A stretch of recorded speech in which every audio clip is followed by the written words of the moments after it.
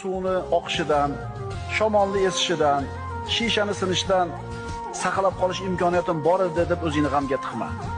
Chunki sindimi, demak sinish kerak. Burning yerga ishg'alansa ham, dod desang ham shunday bo'lish kerak edi, bo'ldi. Qazo albatta amalga oshadi. Yillar o'tgandan keyin ko'rasan. O'shunga uylanmaganing to'g'ri bo'lgan ekan. Tushunyapsizmi? Sizni ustingizda qanaqa taqdir bo'lgan bo'lsa, bu yaxshilik siz uchun. O'shuning uchun alhamdulillahi robbil alamin deng. Demasangiz ham shu holat. Desiz ham shu holat.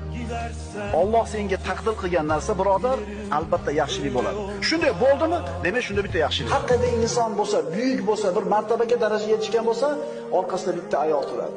Yo onasi bo'ladi, yo ayoli bo'ladi. Mana shunday bir ayol soliha bo'lsa, erkak kishini baxti, yordam beradi. Qiyinchiliklarni yengishlik yonida turadi. Shijoatli bo'lishiga undaydi. Hayot mushkullarini yechishga yordamchi bo'ladi. Soliha ayolning qadri ulug'. Bu narsa pul bilan topilmaydi.